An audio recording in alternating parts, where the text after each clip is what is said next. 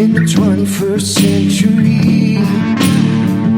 Hard-working people working hard for you and me. Moving higher, time and time again. Through the years you'll find us here. Moving higher. Hello and welcome to Moving Iron Podcast number 171. This week my guest is Shawn Hackett, and you probably know Shawn Hackett from the market stuff that we do on Thursday mornings. But Shawn is he's a guest that I've had on for a while, and he's got a lot of knowledge. So I'm excited to talk about this. This episode of the Moving Iron Podcast is brought to you by Dawson Tire and Wheel, your premier ag tire and wheel provider in North America, helping people grow. So Shawn is. How long have we been doing this now, Shawn? A little over a year now? I think our first podcast was... Kind of in this time frame? Yeah, a little over a year ago. Early January, about a year ago. Yeah, yep. So Shawn reached out to me in early December of 2018, and he started talking to me about grand solar minimums, and I'm like, I remember hearing some stuff about this, and I remember hearing some stuff about like the Dalton minimum and the Mulder minimum and these different epic, basically cold spells that kind of snap through the earth, and they do different things. It causes different things to happen in different parts of the country, all depending on where you're at in this, and where you're at as far as the jet stream goes. And he's kind of talking to me about it. I'm like, I don't know, man. This sounds kind of crazy. You know, I mean, I know this is a real deal, but Shawn is he's really diving into it, and I can tell he's kind of an expert on it. So I start doing my research, start following up, start looking at things that are going on, and lo and behold, Shawn is not on an island by himself. As a matter of fact, there are several astrophysicists and other scientists, meteorologists, just all over the place talking about this. So I feel a little at this time I'm feeling kind of stupid because I don't know anything about it, and I'm supposed to be kind of keeping up with what's going on in the ag world, and nothing's more important to the ag world than what's happening with the weather.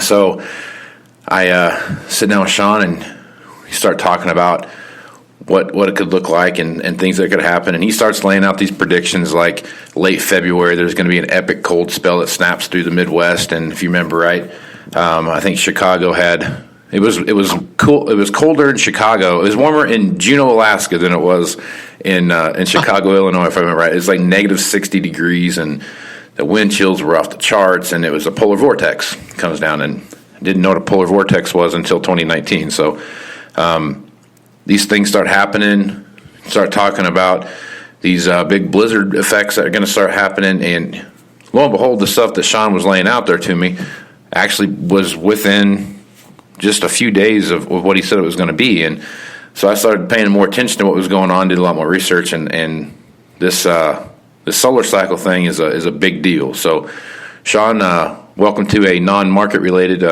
podcast. How you doing, man? I'm doing really good. I love talking about this stuff, so I'm excited to kind of follow up and lay out the clear case for what we're looking ahead for the next couple of years, because it's going to be pretty wild, but there'll be lots of opportunity. Right on. Okay, so for those that haven't listened to the previous podcasts about with Shawn on there where we talked about this, I think there's two other ones we've talked about. Why don't you give just a real brief synopsis of what a solar cycle is, a solar minimum is? Well, there's a normal solar cycle. It's a 12-year cycle where the sun produces a lot of sunspots, and then it produces very little sunspots, and it oscillates over a 12-year period. But that's the normal solar cycle. It's been going on for hundreds of thousands of years, and that's how the sun gives a consistent solar irradiation to the earth and keeps it warm and keeps us feeling good about ourselves. Right on. But every 200 years, and this goes back in ice core analysis, tree ring analysis for thousands and thousands of years, about every 200 years, the sunspots go quiet. What that means is that the amplitude from the low point to the high point is very small. And we have multi-decades where there's less sunspots overall, and the solar irradiation hitting the atmosphere drops at least in half from what it normally does. And when that happens, it sets off a completely different weather paradigm, like you discussed in your introduction, where we get these wild weather patterns, weather volatility, extreme cold, extreme hot, drought, extreme flooding. We've seen it all here, Casey. Right. All day months. And what happens is that as we go further into these, what they call a grand solar cycle, the amplitude of this weather volatility actually increases over time. And so so where we are right now, for those that haven't been following this, we have just entered into a 200-year grand solar cycle, meaning we're just in the first year or two of a 30-year cycle that's going to continue to create wild weather volatility. And of course, agricultural pricing is going to continue to be impacted by this weather volatility, and prices are going to continue to work their way higher over time. And if someone's a producer, if someone is an end user, if someone's involved in the agricultural trade at all and isn't aware of what this cycle is and what's to come, really should start paying attention to it, because it really is going to change how you grow food, where you grow food, and how you market your food. And so it's a really timely topic, because we're about a year away from it really hitting the high scene here. Okay. All right. So let's back up here a second. Let's talk about sunspots. Sunspots are, everyone's seen pictures of the sun, and the sun is just glowing orange ball out there, and there's these little black spots that you see kind of popping up all over the place. Those are sunspots. What are the significance of sunspots, and why are they important? Well, when the sun has a massive explosion on the sun, that's a sunspot, and the black dark place you see is what's left over after the explosion takes place.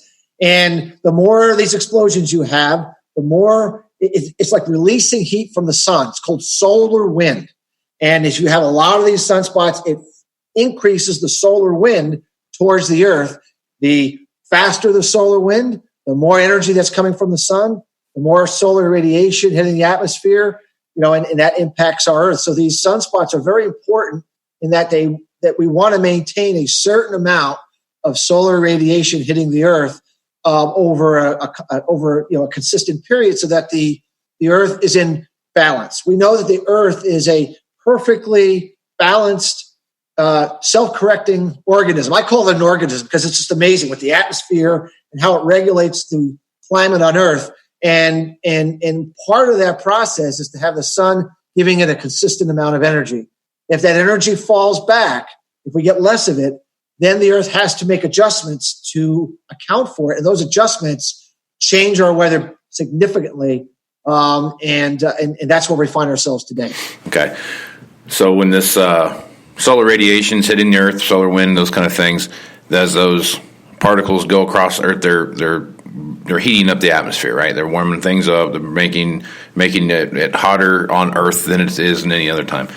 When that stops, just like you said, it cools the atmosphere, cools down, and you get some crazy things. So talk about the biggest thing, especially with these solar vortexes and those kind of things that we saw happening, where that this is my layman's version of what a polar vortex is here. So the jet stream controls the movement of cold and warm air above and below that, right? So the southern part of the jet stream keeps the warm air from going too far north, and it keeps the cold air from going too far south, right? So as that jet stream dips down, it lets cold air move down. Well, what we see with the jet stream, what we see happen now, instead of it being just kind of like a line that kind of gradually curves across the atmosphere, it's very erratic in the way it does it, right? It's very, very high peaks and very low valleys, and that, depending on where you're at in those valleys or peaks, really depends on what you're having. So as we saw this spring, because of that, where in key growing areas, that part of the kind of the wet, cool spring that we saw in those areas. Yeah, if no one remembers anything from this podcast but this one point, and it's this: when solar radiation drops from the sun, and less solar radiation is hitting the atmosphere, it cools the air atmosphere. And what happens to cool air? It sinks. And so what happens is the atmosphere actually shrinks. So think of the jet stream as a rubber band around a sphere. And if you take that rubber band and you take a sphere and you contract it, instead of having what we call a zonal flow, as you said, this kind of a gentle sine wave going around the Earth, it becomes loopy. They call it meridional, up and down, north to south, and it becomes snake-like around the entire upper northern hemisphere. And the same thing happens in the southern hemisphere. And why that's so very different is this. When you have a deep dive in the jet stream like that, cold air in the Arctic, where the polar vortex normally lies, is allowed to come into the lower latitudes. And so you have this very cold air meshing with this very warm air. And when you clash like that, you have violent storms. You have excessive wetness. You have excessive blizzards. We call them bombogenesis in the wintertime, bomb cyclones, which is actually a winter hurricane. If you actually look at the satellite, it's rotating like a hurricane. And really what a bomb cyclone is, it's the pressure falls so rapidly in a 24-hour period that the storm literally blows up like a hurricane normally does here in South Florida, where I'm at. And so that's the feature. That is the key feature that changes the weather from a normal, gentle, zonal flow, and it causes these stagnant weather patterns. Like you said, last year in the U.S., it rained, and it rained, and it rained, and it rained, and the systems didn't leave. They stayed, and they continued to pour the rain because we had this jet stream diving down, and it didn't move. Conversely, when you looked over and say Australia, they had no rain and no rain and no rain for weeks and weeks and months because they were on the other side of this meridional jet stream. And so this is really, really important so for example, in the last 365 days in the United States alone, we broke over 18,000 record high temperatures and we broke over 18,000 record low temperatures in 1 year because of this weather volatility, this loopy jet stream. And it just, farming doesn't work with that kind of weather. Farming, you can't grow things when you're going from minus 35 degrees to 40 degrees in a 24-hour period. It's just not the right environment to grow consistent high production that we've been able to do for a long period of time. And what happens is that as the sun stays quiet and as we go further on into this grand solar cycle minimum, these weather patterns get even more volatile and more adverse and start impacting the weather and the production even more. And so really, we've seen a classic example of the El Nino portion of this weather volatility, because the modulation of this, the how this actually plays out and where this meridional jet stream lies has to do with how the tropical Pacific Ocean, whether it's in a warm El Nino phase or it's in a cool La Nina phase. We just went through the warm El Nino phase, lots of rain, lots of cool wet weather in the U.S. And now we're transitioning. 2020 is transitioning away from El Nino towards La Nina.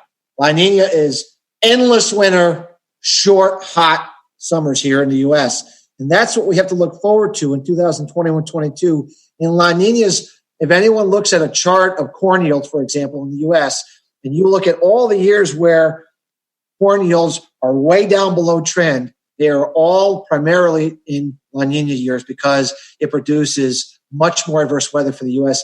than does El Nino. Although El Nino did a lot of damage last year, it's the La Ninas we worry about. The last La Nina we had was the last solar cycle trough in 2011 and 2012, and we know we had some pretty ugly weather in 2011 and 12 in the U.S. when we had the severe drought of 2012 and corn futures across the $8 mark. So that's where we're heading into. And the only difference is because we're further along in the solar minimum, it's going to be amplified, just like the El Nino was last year.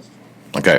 All right. So let's do a quick history lesson here. So there's the last two big solar cycles that are on record are the Mulder minimum and the Dalton minimum. And the Mulder was in the 1600s, right? 1600s. Mid 1600s was the Mulder. Dalton was late 1700s into the mid 1800s. Yeah. And for those of you that want to go look that up, there's a lot of things that happened during that time frame. It was there's a a year during the Dalton minimum called the year without a summer. There's one there. There was a volcanic eruption that happened, and that kind of cooled the entire world off. And they were talking about, snowfall, measurable snowfall in the northern part of the United States in like June and July. The Mulder minimum was actually worse than Dalton minimum was. It was, starvation was a big thing, and all those kind of things that come along with that. So as you look, and the Mulder minimum, if I remember right, it did fall during one of these, the real epic parts of it were during a La Nina time frame, right? So that was what made it so much worse than other times, the other ones that we've seen. Yeah, La Ninas are always produce the highest, most extreme cold. El Nino is a warm weather pattern. Just think of this is to try to simplify it. El Nino means warm tropical Pacific Ocean water. La Nina means cold tropical Pacific water. So think of it, you're in your bathroom and you put very hot water in your bathtub. You close the door and you come back a half an hour later. What's the air around the bathtub going to be? It's going to be warm because the warm water is infiltrating out into the air. And so if you say, I'm going to work, I'm going to be back later tonight, and you come back 12 hours later, the air is going to be back to normal. It's going to have cooled. Why? Because the water in the tub went back to normal. So think of the tropical Pacific Ocean as a bathtub. El Nino is when it's warm. La Nina is when it's cold. When it's cold, it means you're going to have a much, much colder air pattern, even in normal times. But in a time where the solar irradiation, when the sun is quiet, we're in a grand solar cycle minimum, it just puts it, an order of magnitude worse than normal. So yes, La Nina is the cold weather pattern that that when you look back at the Maunder and the Dalton were your worst weather periods, where the most production, agricultural devastation took place, and where the most weather volatility took place. Yep. Okay. One more explanation, and we'll jump into what the future looks like for us here.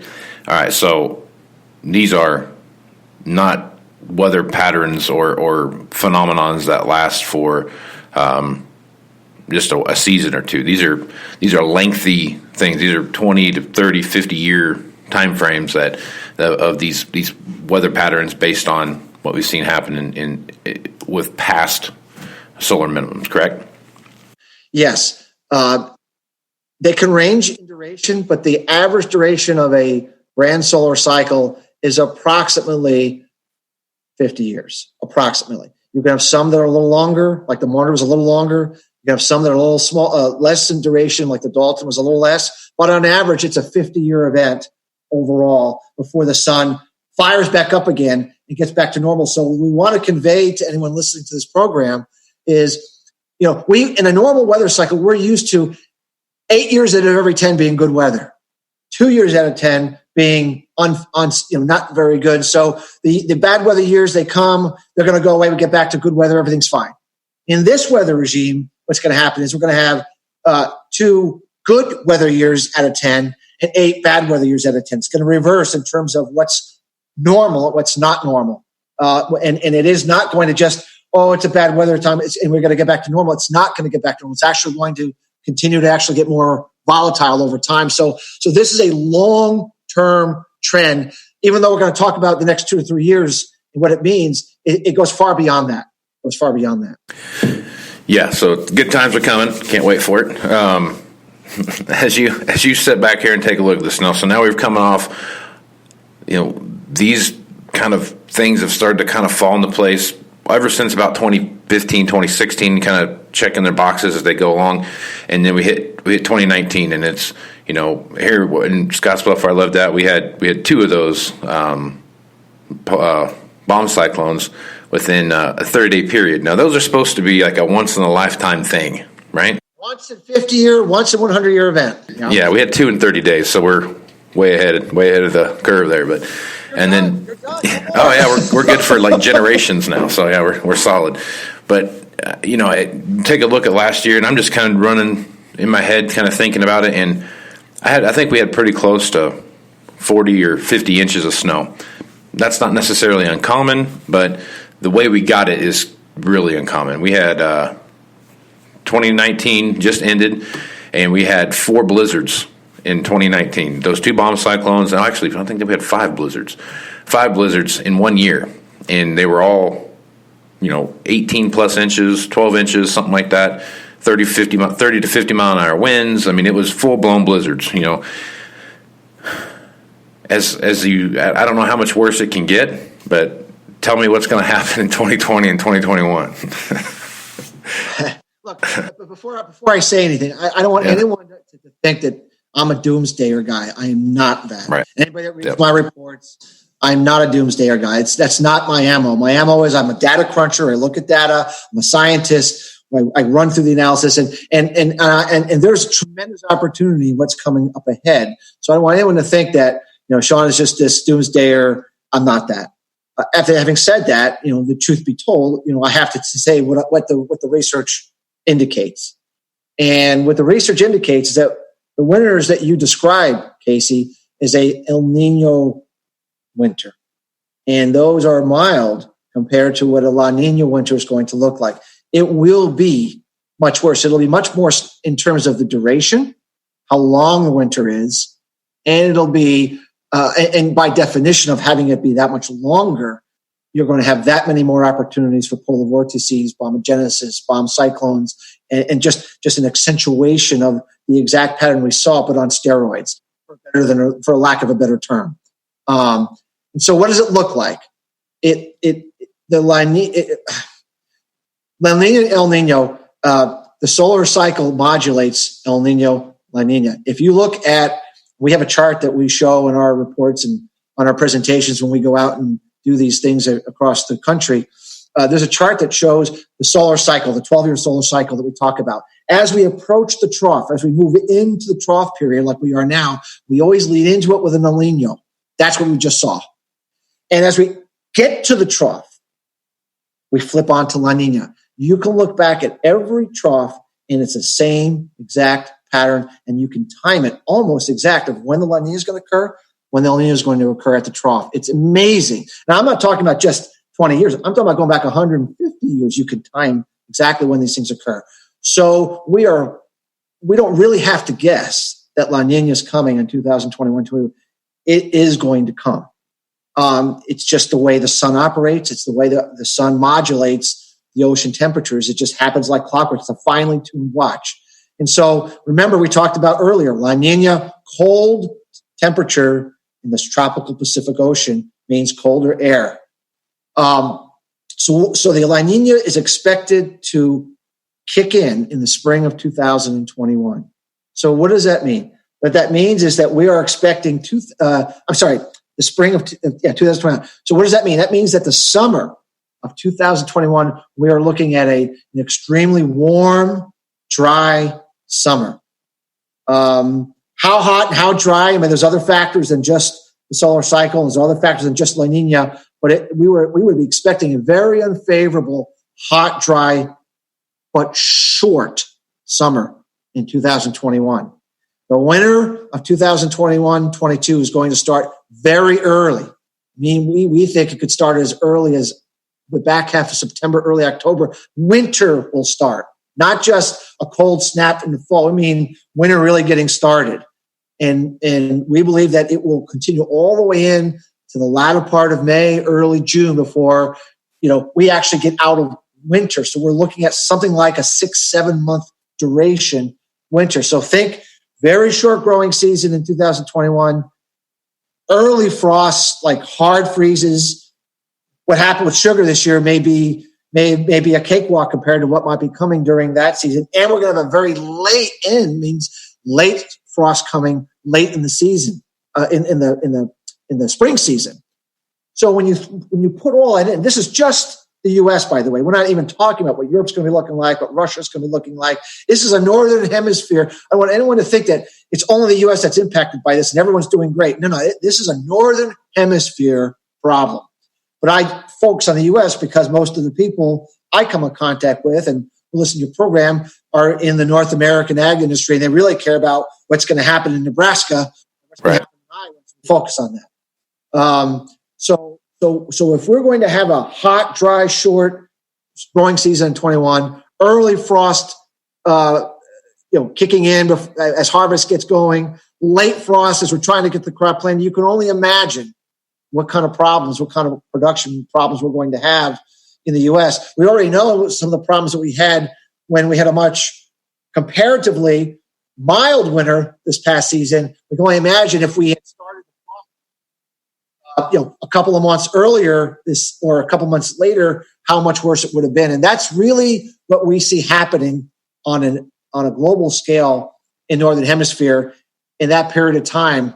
And with that, we think that's going to change everyone's view, A, what's actually controlling and modulating our climate, and B, what do we have to do as a world, as a country, as an ag producer to adapt, adjust, and move through this weather volatility so that we can, in fact, not only survive through it, but produce enough food and do it profitably going forward. And that's really, to me, while I'm not looking forward to that period of time, I'm really not, because there's going to be a lot of difficult times for a lot of people.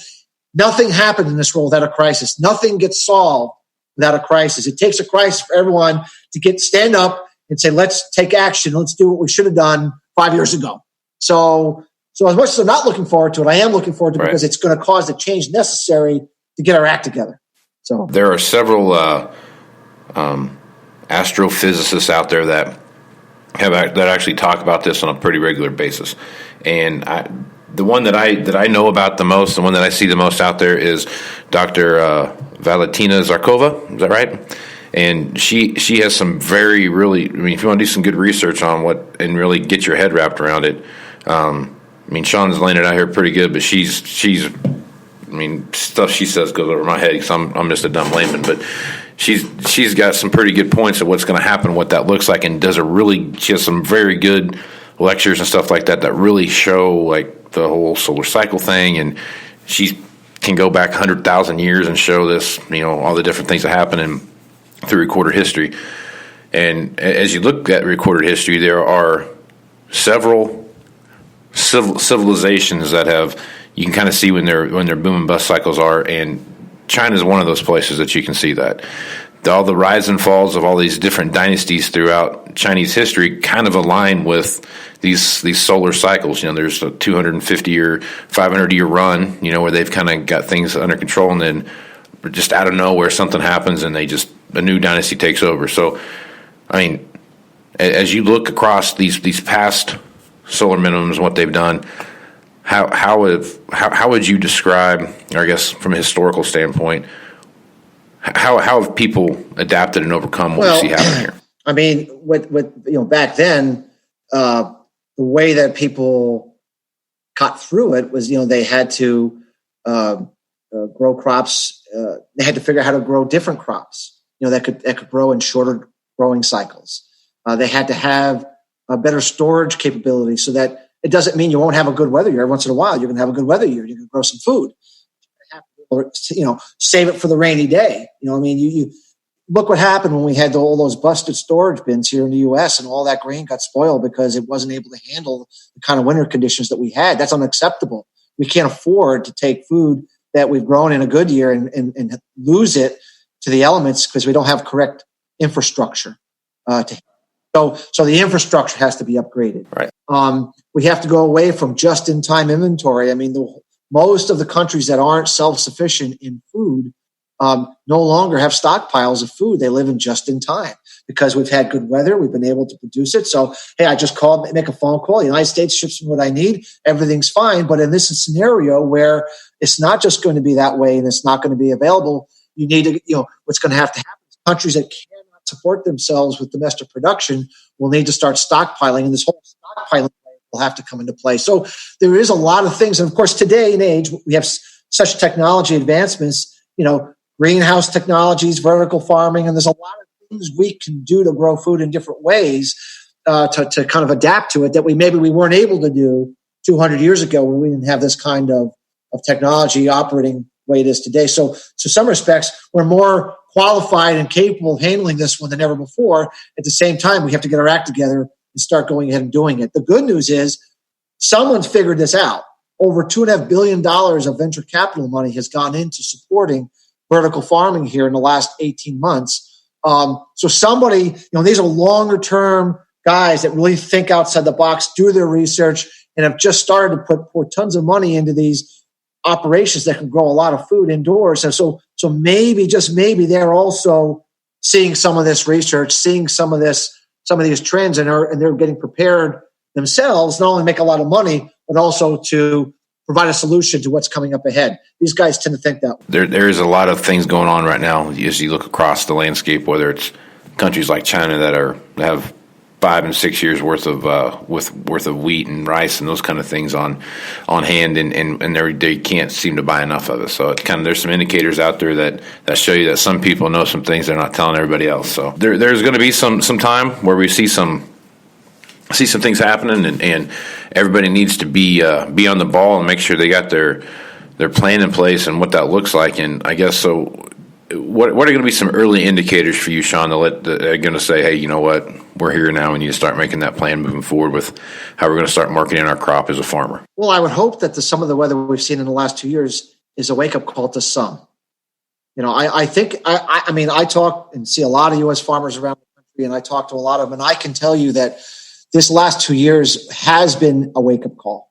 I mean, no one was prepared for this. No one was expecting this, and many have been very, very hurt by it. But I can tell you that the U.S. farmer, at least, has started to get the message, has gotten the wake-up call. I'm not sure other countries have yet, but the U.S. farmer is woke up to the reality situation, and their eyes are wide open to something is going on here, and we need to start thinking differently about how we do business, how we do things. So that's encouraging, but what we really need to do is we also need to get the global governments to promote and get their policies to also support what I think is starting to happen in the private sector to some extent. They're not on board yet, but I think that's also the next step that we need to see, is to have government and private sector working together to solve this problem. I don't think it can just be solved by one. I think everyone has to come together to work on this. Absolutely. Absolutely. Well, good stuff as usual, Shawn. There's a ton of information out there on this, guys. So check it out. Go do the research. Go watch the YouTube videos. There's a group that have been on here before, and they have a channel on YouTube called Grain Solar Minimum. So it's a pretty easy thing to go find. Shawn, you've got some good information out there. Where's the best place for folks to go find your information at? Our website at Hacket, Hackett, advisors.com is a great place to look. We also, Casey, we wrote a pretty detailed report on all these cycles in December. If anyone who's watching the program wanted to email us to get a copy of that report, we'd have no problem sending it to them. It's something we think is super important, and we'd have no problem with getting that, because it really lays out a lot of what we talked about here and a whole bunch of other things that are just too time consuming and somewhat too complicated to necessarily speak all at one time. But I'd be more than happy to do that if they wanted to email us as well. So either between emailing us and our website, we think this would be a good place to start with getting their hands around weather, the climate, and what's up ahead. Right on. And is that email address on the website? They can find it there, or do you want to give it out? It is, but I can give it to it. Shawn, SHAWN, at Hackett, HACKETT, advisors.com. Shoot us an email. Say, I saw you on Moving Iron and Mr. Casey, and could you send me that report on weather? And it was just a report we did 3 or 4 weeks ago, so it's extremely timely and it's a extremely timely and current report. So yeah, it's a good report. I read it, and there's enough stuff in there to keep you awake at night. So yeah, definitely read that and start thinking about what's coming down the pike here, because this is not some magic trick that's gonna whatever. And this is real deal. This is real stuff. It's scientifically proven. There's all kinds of information out there on it, and Shawn, I appreciate you being on the podcast on a non-market driven talk here, but this is good stuff. So, Shawn, take care of yourself, and we will catch you again next week. Casey, thank you for the opportunity, and have a super weekend. Right on. So, with that being said, I'm Casey Seymour. Let's go move some iron.